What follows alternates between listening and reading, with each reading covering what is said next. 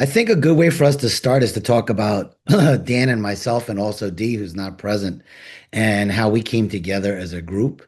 Um, I think it's really important to know that Dan, Dee, and myself became very fast friends when we met, and have been collaborating ever since then.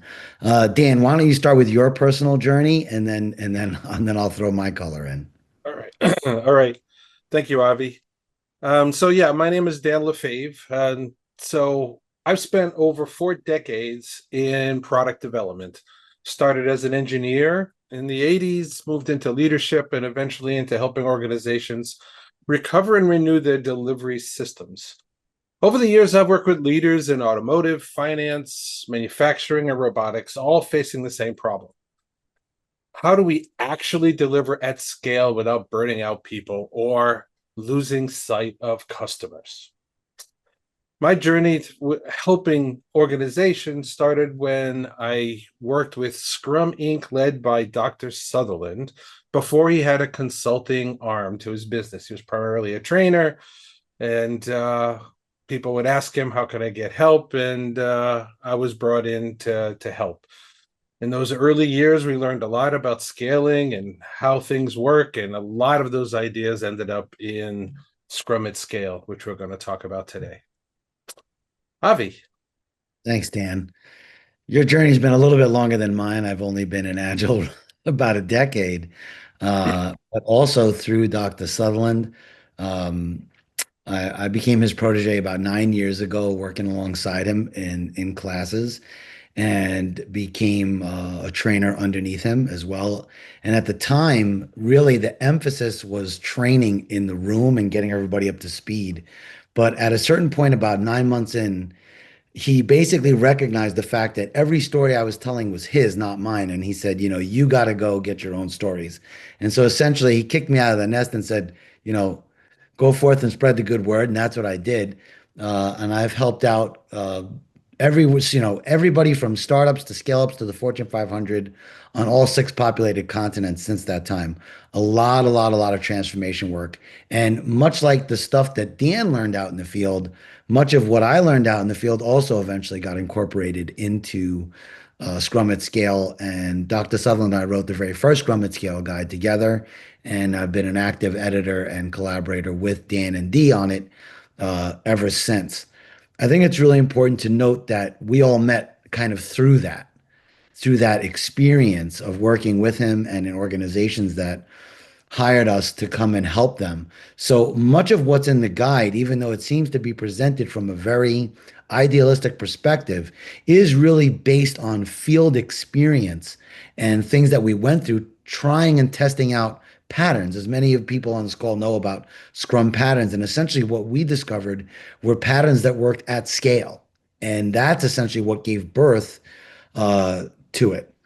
Let's talk a little bit about the heart of Scrum at Scale, the essence of Scrum at Scale. I want to share a diagram with everybody. And one thing I want you to know is that this diagram didn't start out like this. And this is the latest iteration, but it didn't start out this way. The original diagram was two loops in one inside the other, and then when I was down in Australia working with the largest bank in that great nation, we realized that that produced quite a bit of confusion. And so when I came back, I worked with Dr. Sutherland. I said, we gotta change this visual. And we ended up with a visual where the loops were actually separated, but still had these overlaps. So let's talk about this briefly for those that aren't familiar with Scrum at Scale and with the diagram of our framework.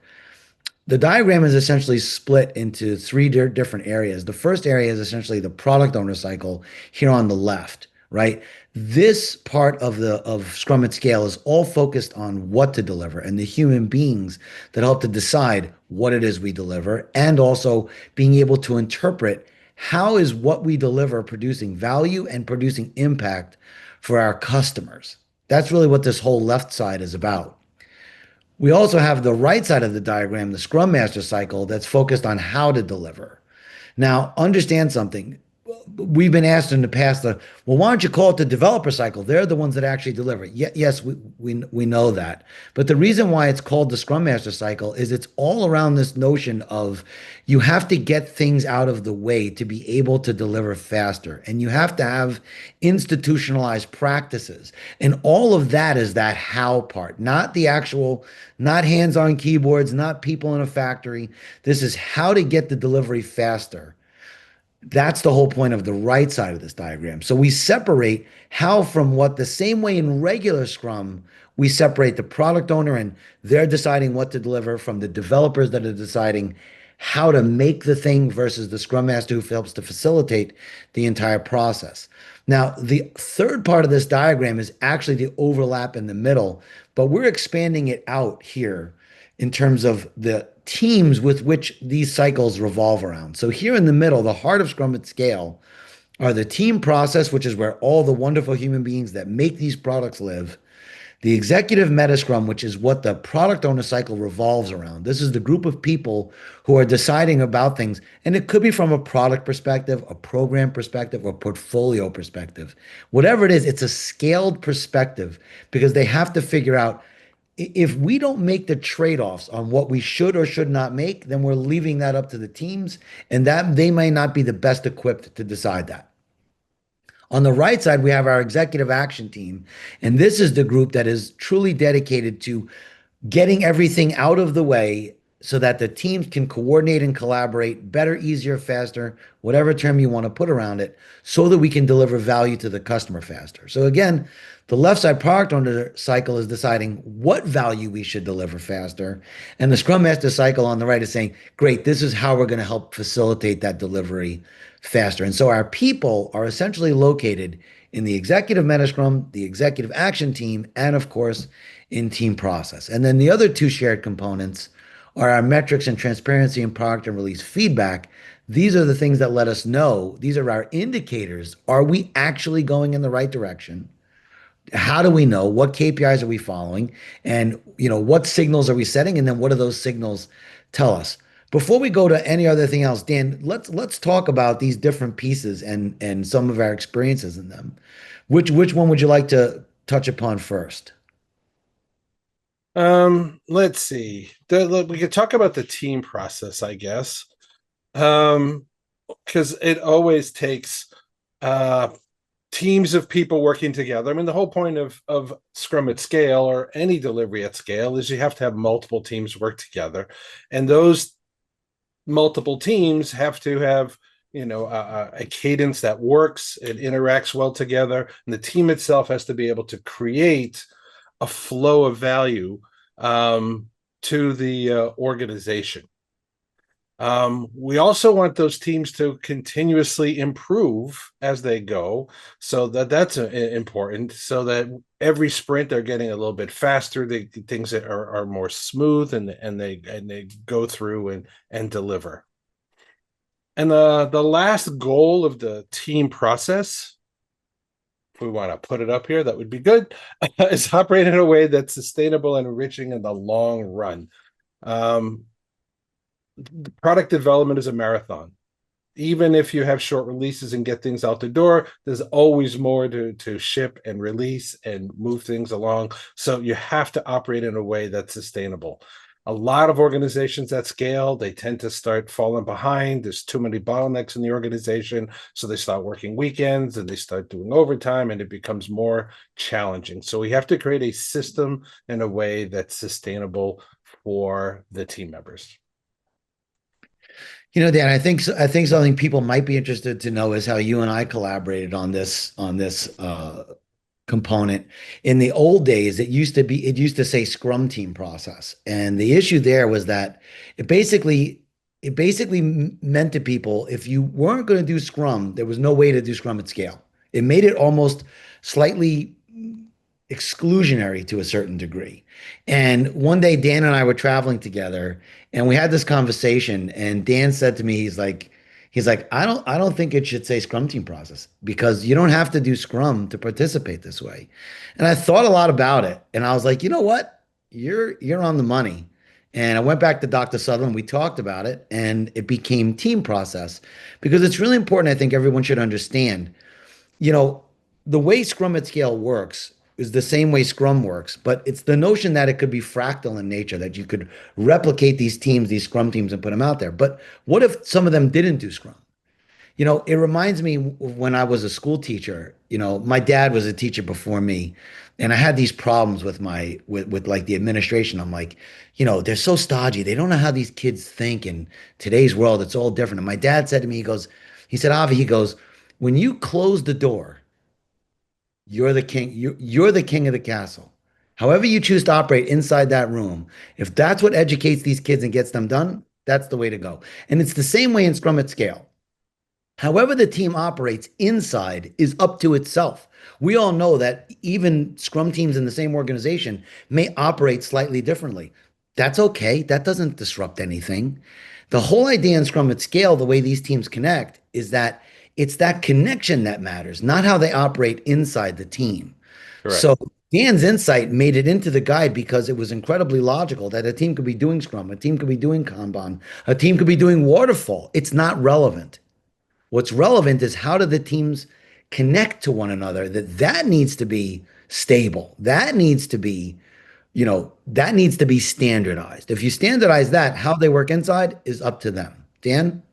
Yeah, absolutely. I mean, I learned this inside a couple of places. Working at within a financial institution in their IT department, there was one group there that was um, provisioning servers at the time. This is a few years ago before cloud, and they were interacting with Scrum teams all the time. But they weren't doing Scrum themselves, and their challenges, their inability to create flow of these servers to the Agile teams is what really slowed down the whole system. So taking a whole system approach, started working with this team on how do we create this flow. And for them, using Kanban was much easier because it was just, let's take a request, let's make it happen. Is creating a Kanban flow, eliminating the dependencies they had within themselves, took a 12-week process that they had and got it down to 6 days so they could actually deliver something within a sprint. I mean, look at that reduction in time. It's dramatic. I think it's important for people, and I know that there's a lot of Scrum people on this call, to understand it's not necessarily because everybody should operate in Scrum or in Kanban or whatever it might be. It's not about the label. It's about the agile principles that sit behind what you do and how to apply them in your circumstance. And this is why Scrum at Scale is presented the way it is. Each one of these components is essentially a series of questions that you have to answer to get the flow of value at scale, right? So when we think about these things, let's say something like strategic vision, right? There are questions behind it like, well, how is your strategic vision formed? And how is that communicated? And then great metrics and transparency. What are we measuring that tells us that it's going in the right direction? Another way you can think about this diagram, even though it doesn't show the dotted and solid lines except from a directional perspective, is that it's also a map of interactions. It's an interactions map, right? So it's not, for example, that strategic vision only affects backlog prioritization. It Right. feeds backlog prioritization, but strategic vision can affect all the components in a certain way, right? And we have to understand when we're crafting an organization or when we're modifying an organization that is already existing, that it's a matter of understanding what are these interactions between each component, how they feed each other and how they affect each other in order for us to set up an organization that is truly operating in an optimized way, if that makes sense, everyone. Yep. Dan, let's talk a little bit about did you want to talk a little bit about Markham Image?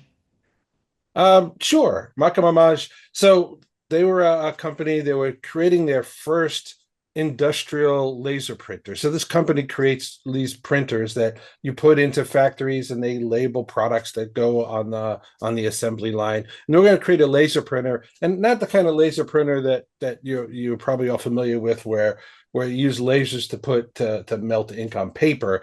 This was a laser printer that was etching the markings on things like plastic bottles and wooden crates and things like that. So it was pretty sophisticated things. They have to worry about the power of the lasers and things like that. I was brought in to help the firmware team work on their software process, making sure that they were collaborating. But the biggest thing, looking at the overall system, what was slowing them down was the integration with the hardware. So we actually talked about how can we improve this, and we started what eventually got to be called the Scale Daily Scrum, because all the teams that were working on this laser printer, which included hardware, chemical, mechanical, as well as the software team, they got together on a regular cadence in order to coordinate their work. And once they started doing that, they were able to find problems earlier, fix them, and get the product ready. The head of manufacturing, after the product shipped, said this was the best release they ever had, and without that particular interaction, it wouldn't have happened. I mean, to highlight what best meant, usually when they send a printer out, they have to hire a whole bunch of customer support people that for the first 6 months are hand holding the customers through the process. Well, in this case, for 6 months, they didn't get a single customer call. The system just worked. First, people were worried that no one was using it, but it turns out people were using it. There are actually no issues when it first went out. So it was quite a success. I think it's an important story because if I remember correctly, it was only the software team that was doing Scrum. All the other hardware Originally, teams were operating their own way. But correct. it's a perfect example of how Scrum at scale can work no matter how teams operate, because it was basically the linkages of how we got everybody together all the time, Dan, right? How you Absolutely. facilitated that actually produced those results. Absolutely. Again, you're trying to create fast feedback loops, which is one of the ingredients that's very important for scaling. Got to get these feedback loops quickly. You got to find those issues early and resolve them as quickly as possible. So that's what we did with this Scale Daily Scrum, which we didn't call it that at the time, but that's what it's called now. That's true. That's Let's go on to another component. Let's talk about the executive meta scrum. The executive meta scrum also has goals, right? The same as every component does. We have things that we have to achieve in order to satisfy the component. The first one is creating an overarching vision. That again goes into that strategic vision component because the executive meta scrum is essentially the hub of the whole cycle. It's a big deal when it comes to making it visible to the organization because when people don't understand what the overarching vision is, they tend to make their own and then they tend to be divergent and go off in all different directions. We have the goal of generating a single prioritized backlog of products. Now, again, you'll notice it says products. So we're not talking about a single product most of the time with Scrum at Scale. We're talking more at the portfolio level of multiple products. And the truth of the matter is, and why this is here is because when an organization has multiple products, they have to decide how much time, effort, energy, and money, right? Let's not forget that there's money involved here, that they're going to put in any bucket for a product. One of the things Dan mentioned previously was this idea that product development is a marathon, which is funny because, right, in Scrum, we always talk about the sprint, but we kind of downplay the marathon side, which is in the background, that our marathons are essentially linked up multiple sprints till you get to the end. And this is one of the things I think it's important when it comes to understanding why in Agile we talk about products more than projects. We've become less allergic to the word, thankfully, over time, but there is a specific difference. And I'll give you an example, everyone who's listening. Think about a car model, like, for example, the Ford Mustang. It's been around over 50 years. That's a product. It's persisted over 50 years. They've changed the body style, they've changed the engine, they added a convertible, they did different design. All of those are projects within the product. And that's the kind of the way we think in Agile about products differently than projects, where projects have these definitive time horizons, definitive budgets, definitive human staffing that they put on things, but the product is persistent in time. And that's really what the executive meta scrum needs to figure out, which is what are our products, what are going to be persistent in time, and then help later on with project assignment. Yep. Another part that they're responsible for is creating a uniform definition of done that applies to all products. And Ford is a perfect example. Most of us, if you sit inside of a Ford, if you ever owned one, you're like, oh, yeah, I recognize where I'm at. Same thing like when you open up your laptop if you're running Microsoft. It has a very similar look and feel, even though it gets tweaked over times when they release new updates to their operating system, but we're all used to it, right? They also have to consider dependencies from a backlog perspective raised by the scrum of scrums, which are the groups of teams, to prevent team impediments from becoming more systemic. So yes, resolving impediments in real time is lives with the scrum masters on the scrum master cycle, 100%. But understanding the impact of impediments from a holistic perspective, a zoomed out perspective, and how this affects the backlog, that lives in the product owner cycle. And the Yeah, I last mean, when you think about it, when you have multiple teams working together, they need to be aligned in their priorities. And if there's a dependency between one team and another, you got to make sure that the team that needs to deliver something first, that work is high on their priority list. And since priorities live on the product owner cycle, that's where it needs to be. The final one is deciding upon and monitoring the metrics that give insights into the products. And that's why metrics and transparency is at the very, very center. And it lives on both cycles. But the executive meta scrum is specifically deciding these are the metrics that tell us are we going in the right direction from a product perspective. That could be things like revenue, that's an obvious one, but it could also be things like name recognition or brand recognition and percentage of market penetration. There are lots of different metrics you can have that tell you whether or not your product is going in the right way. Revenue is only one of them, and we want to remember that. Dan? Yes. Also, other metrics that they might look at would be, what features are being used so that we can decide what we're going to prioritize and what we're not. What are we going to continue investing in and what are we not? So those are all part of the whole notion of the product side of the metrics. Awesome. Thanks. If remember everybody, if you have questions, throw them in the chat. We will have a Q&A period afterwards to answer them, okay? Dan, I think before we go into our other executive team, our executive action team, I think it's important for us to be able to communicate to people that a key ingredient that drives effective scaling is having supportive and engaged leadership. Why don't you talk a little bit about how you've helped leadership to become supportive and Sure. engaged? Sure. I mean, one of the things before we talk about this is Scrum at scale is not meant to be prescriptive, right? There are these components that can operate any way they need to in the organization as long as they achieve the goals in that. But no matter what, every organization I've worked with that actually started being a high performing organization had these kind of four key ingredients. The first one is all about the supportive, engaged leadership. We're not just talking about cheerleading here. We're not talking about just writing a check and saying that everything is up to the teams. This is leadership that's actually participating, removing those systemic impediments, focused on how do we improve the delivery system so that value flows throughout the organization. Another thing is leadership needs to be able to give up some of their the decision making, and sort of hand that so that decisions can be made as close to the work as possible.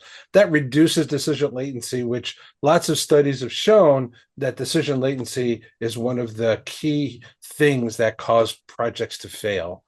And when you think about a release, each release is a project, so it causes them to fail. So that's why it's very important to have that engaged leadership. Three other ingredients that I think are very important as well, just to talk about really quickly. One is transparency and feedback loop. Because if leaders and teams don't see the same truth, if they have different messages, then it causes friction, it causes noise, it causes lack of trust or a loss of trust. You may have heard about, status meetings that become, or status messages or reports that become watermelon status, or what I like calling green shifting. So as a message flows up the organizational chain, it gets greener and greener, right? Because no one wants to admit that there are problems in the organization. And so that just causes a lot of issues, because what the leaders hear is everything is fine. So they continue to add new things to the system. They continue to try to move the organization along. And when it doesn't happen, they get confused because they weren't told early enough. So we really want that transparency. We want the feedback loop to provide real information so everyone's on the same page and we can adjust accordingly. Anything you want to add to that, Avi? Well, I think everything you said is great. I think it's really important that everyone recognized about the value of an objective prioritization system. Too often it's companies lose revenue and lose market share because somebody had a great idea. Let's go follow that without any data that said that was actually a great idea to go follow. And we can all think of examples of products that were born with a tremendous amount of marketing and ended up fizzling out really bad because they actually didn't do enough research and everybody was trying to make the next Edsel, unfortunately. Absolutely. And the other part of objective prioritization is that when you have all these different departments and units that have their own babies, like everyone thinks I've never been in an organization where the leadership of a group didn't say, yeah, my project is the most important. I've never been somewhere where the leader's like, oh, no, no. That's way more important. You guys go first. You take all the budget. No one ever says that. They're always fighting for budget and to be first. And I think when you shift to the most objective method for prioritization you can, it helps to get people aligned to say, "Oh yeah, actually, you know what? That is more important." I'll use the car industry as an example only because so many of us are familiar with it. Look at the plethora of SUVs available in the American market. How'd that happen? Well, somebody made one and everyone started buying it. And then everyone's like, oh, let's go do this. There are some lines out there that are almost exclusively SUVs now. Why? Because that's what America buys and that's what they sell here. They may sell other models in other countries that sell better there, but it's kind of like understanding, do you really understand your customer? If you really understand your customer, you can develop more objective methods of prioritization and then use those so that that actually aligns everybody to say, you know what? That is the most important initiative. And we really Yep. should go after that. The other thing Mhm. which you mentioned that I think is really key is you mentioned the notion of decision-making rights and that executives have to transfer that to the people who are closest to the work. I think that Right. it's a word that was thrown around so much in the last decade, but it reminds me of the meme. I don't think you understand what that means. And that's the word empowered. I don't think a lot of people really understand what the word empowered means and how to make it happen. And empowered is what Dan said it is the transfer of decision rights. But if we want to get that to happen, we have to understand, well, why aren't people empowered to begin with? And the first ingredient, I'm telling you this, everyone, the first ingredient in his empowerment is alignment. The reason why people don't want to give decision rights away is because why? They think you're not going to make the same decision. And the reason they think you're not going to make the same decision is because you're not aligned with them. If I know that I think this is the most important flag for us to carry, but you think this is the most important flag to carry, why would I give my decision rights to you? You're obviously going in the wrong direction. So the executive metascrum fosters an environment of empowerment by getting everybody in alignment. And when you're aligned, now all of a sudden we can start to have people relax a little bit and transfer those decision rights. I Right. think another final thing I would say, Dan, about this is that some of those decision rights have to involve finances. Mhm. And the job of the executive metascrum is to decide how much money goes in each bucket, 100%. Right. But if you want this to go quickly, we have to give those purse strings over to the people who are closest to the work, the product owners themselves, or portfolio owners if we're in a very large scale perspective, so that they can say, okay, here's the bucket, here's how much money is in it, but I get to decide how I'm going to spend it. And then again, using an agile attitude, making smaller bets rather than larger bets, spending that budget wisely to figure out, are we going in the right direction? And once we know we are, full steam ahead. Does that make sense, Dan? Yeah, it makes sense. The one thing that I want to stress on a little bit is if the only reason you're going to give decision rights is because you want them to make the same decision you're going to make, it's not great. What you really want to do is share the context, share the information, share the goal with those that have the decisions and they have the information what's happening on the ground so they can make the best decision in the moment, which occasionally may not be the same one you would make, but partly because you as a senior leader may not have all the information on hand. So we talk in the past of in other places about consent, right? Is how do you create that consent? You have to get to the point where you can live with the decision that's made because you know the information's been shared properly. they took that into consideration and made the decision the way they did. That's how you develop leaders as a leader, by allowing people to make those decisions and to be able to state their intention as well. So that part is important when it comes to moving the decision rights down.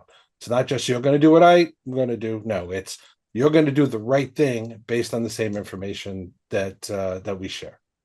So I think what you're saying is we want our leaders to set the general direction. Like, hey, if we're going from New Correct. York to Florida, you're going south.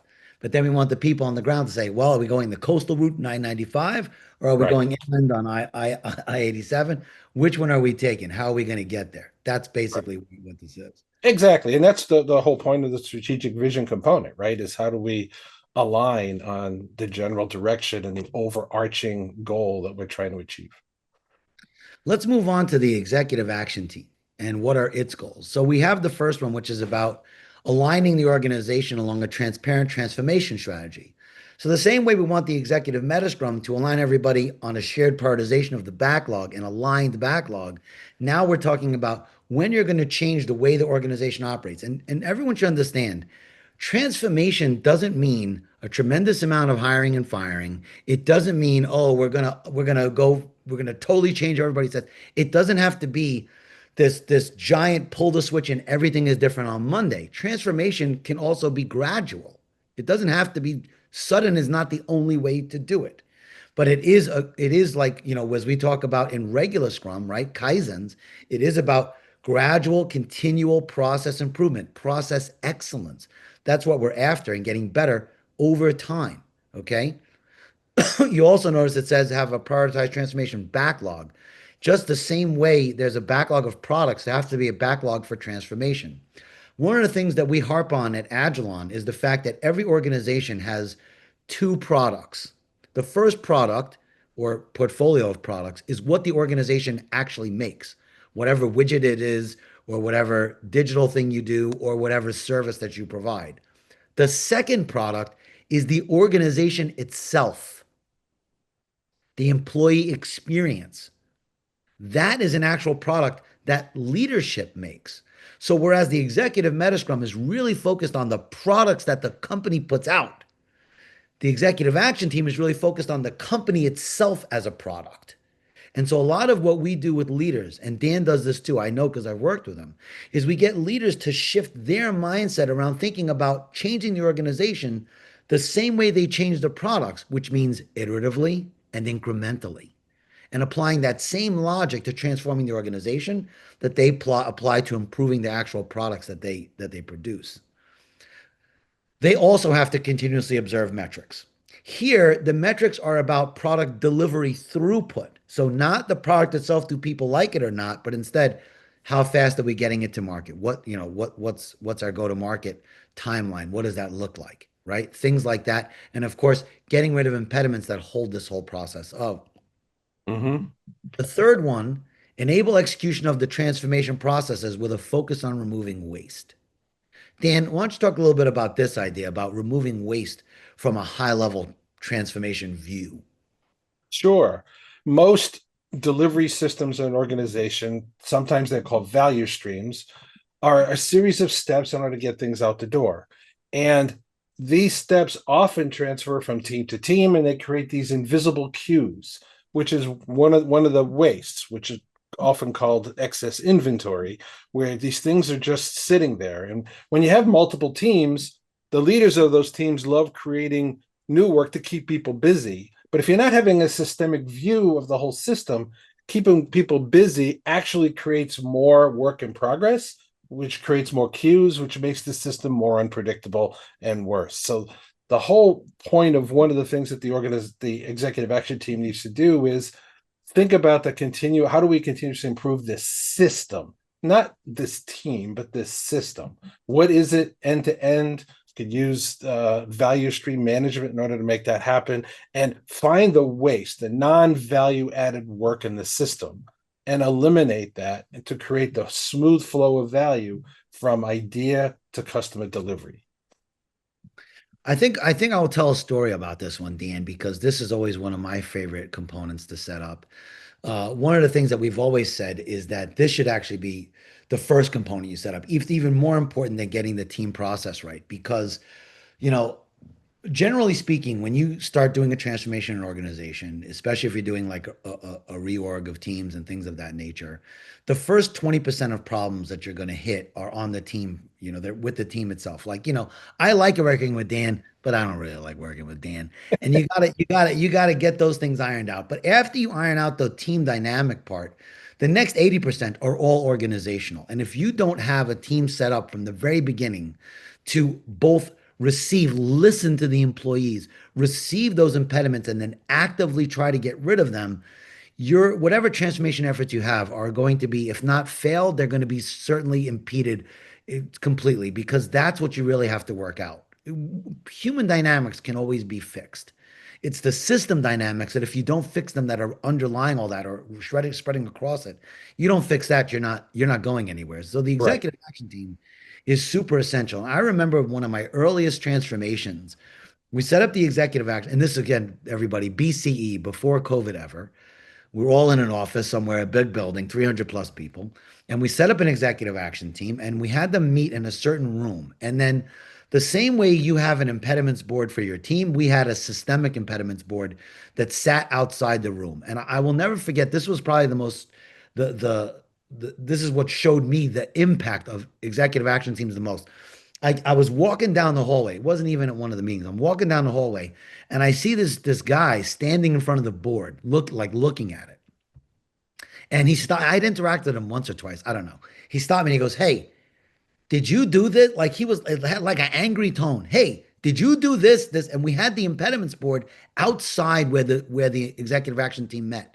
So everybody could see the impediments that they were dealing with in a transparent way and show their progress from doing into done. And he's like, "Did you do this?" And I'm like, "Yeah." I'm like, "Yeah, I did." Like, you know, I'm from New York. Somebody approaches me with an aggressive attitude, I'm aggressive back, baby. That's how this goes. I'm like, "Yeah, I did this." And he goes, "This is great." He goes, "Look here." He goes, "You see this one?" He goes, "I've been complaining about this for 5 years, and now they finally heard me." Now, I want everyone to understand something. He didn't say, now they're finally doing something about it. He said, now they finally heard me. Sometimes what's really important to employees so that they can be more engaged at work is to feel heard, even if you're not necessarily going to be able to do something about it. Because we all complain about the squeaky wheels, but that doesn't mean every squeaky wheel can or even has to be fixed. But it is very important for employees to feel heard that their concerns about what's stopping production, about what's stopping the flow of value to customers, about issues that affect their lives are heard. And the best way to do it is to have a transparent, clear executive action team impediment board that everyone can see and know and understand, huh, that's the problem. And this is who's tagged to fix it. And look what they're doing. And the same thing goes from a transformation level as well. None of these transformation things that we do, these changes in policies and procedures, should be a surprise. Nobody likes surprises except for their birthday and maybe in the winter holidays. That's the only surprises people like. Nobody really likes any of their restaurants, especially at work. Don't do that. Let them know what's going on. There's no such thing as over communication during a transformation. Dan, let's look at the last goal. Supporting the product owner and scrum master cycles through mentoring, coaching, and challenging the organization to iteratively evolve. I know you have a lot of stories about this. Give us one story here about how this works. Yeah. So again, people are learning a new skill, product owners and scrum masters. If you're handing over decision making rights to them, it might be the first time that they're making big decisions. So mentoring and coaching the organization is very important for the leaders to do because you want to grow the leadership themselves. I was working with one organization. They were struggling. They had 250 people trying to deliver a product. It'd been 5 years, wasn't working. The scope kept changing. They missed six different releases within those 5 years. It was horrible. So they brought us in. We work with them.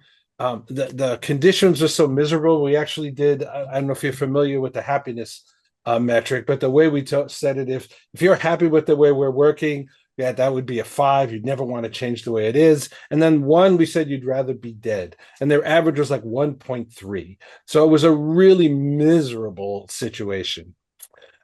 So decided to reorganize the team. 250 people all working together, big, huge teams, just wasn't working. Actually reduced the size, descale this organization down to 25 people, three teams, and we empowered a product owner to make decisions. And this product owner finally was able to say no to all these requests that were coming in. And this allowed them to ship the product. Again, they hadn't shipped in 5 years. They shipped the product in 6 months.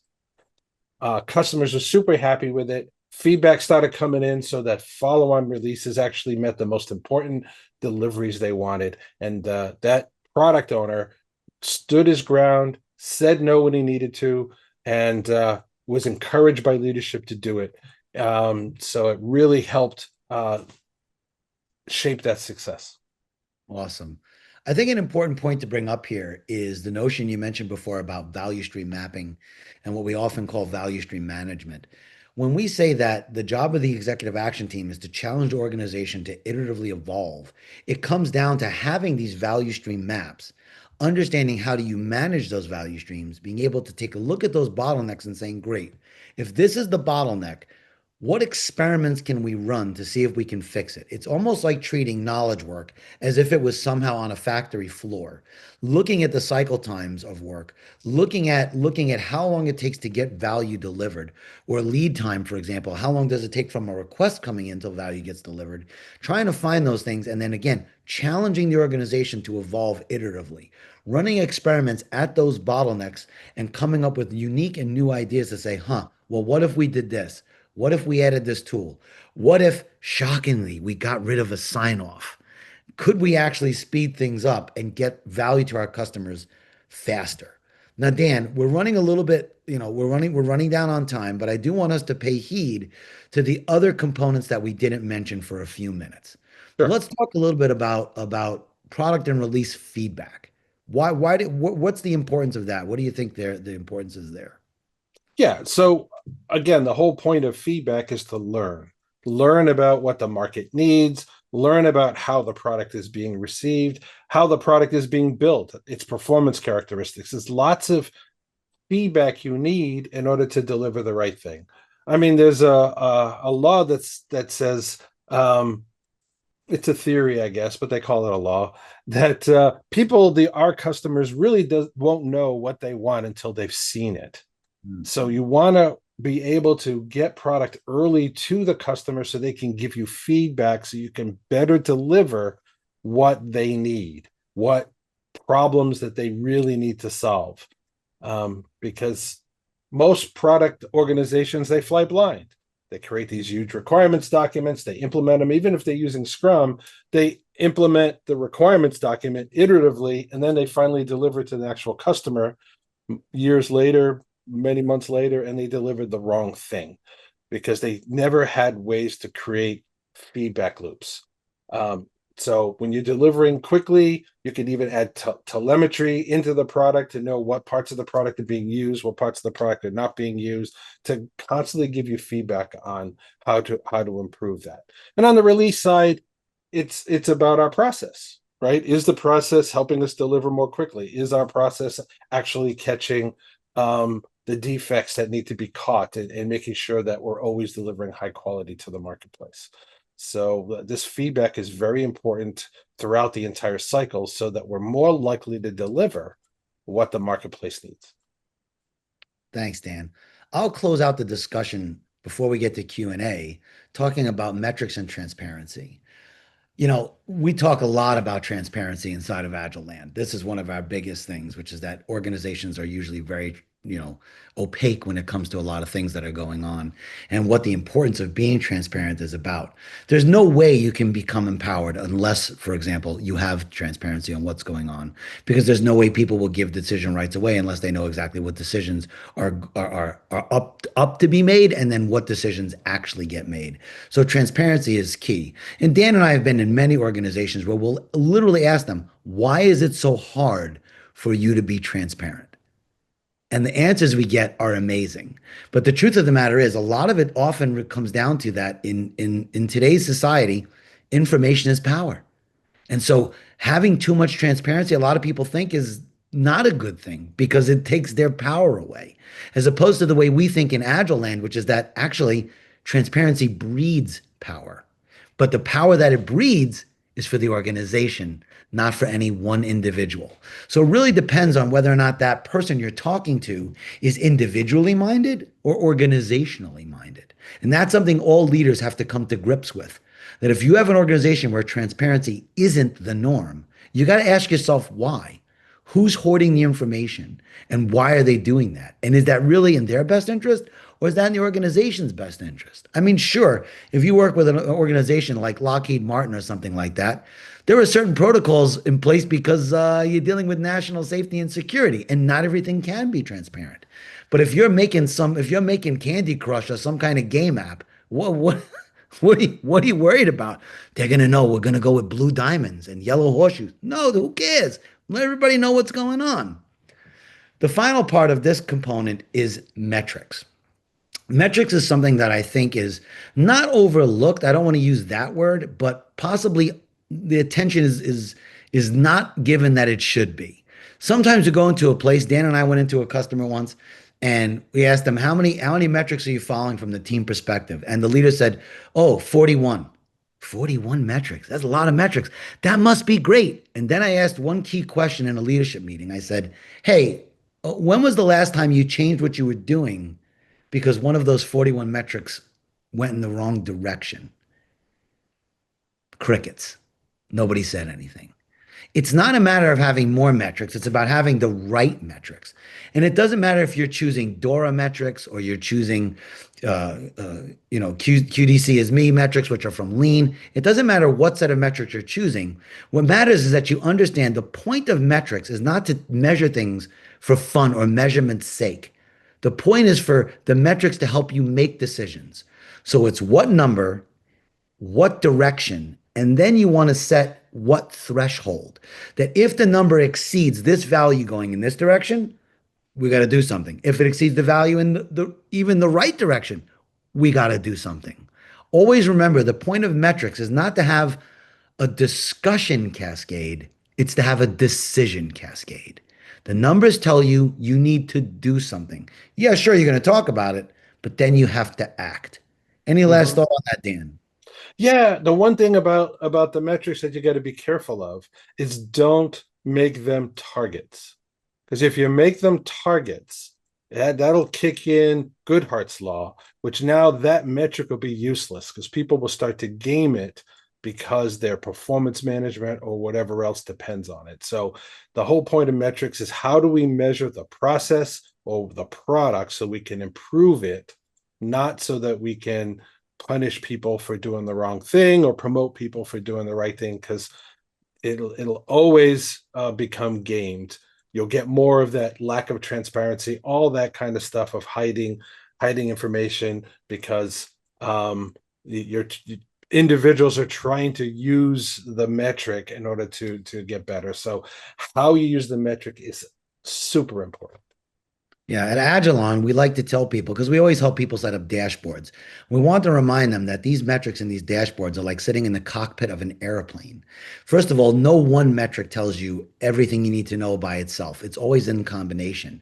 And that these things, if you ever looked in the cockpit of an airplane, there's tons of lights and switches and all sorts of stuff. No one of them tells you you've hit the ground, except for that one altimeter that goes to zero. But you don't want to wait till that point. So you need all of these metrics in concert to tell you, are we going down or are we going up or are we staying level? That's all about understanding that these are indicators for the direction you're going, not necessarily just saying, oh, wait, we arrived. It's all about understanding and looking forward. Does everybody get that? Awesome. We've got 10 minutes left.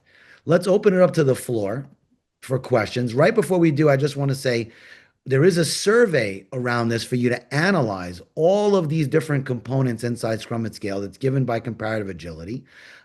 Dee approached me to help her make it. We made it together, and then we gave it over to Dan, and he checked it and made it way better. We gave it to the amazing technology folks at Comparative Agility. They worked on it as well, and then it was born. And now you can take it too and be able to help assess the health of each of the components around the Scrum at Scale framework. Of course, paying really good heed towards the harder Scrum at Scale because that's what drives the rest of it.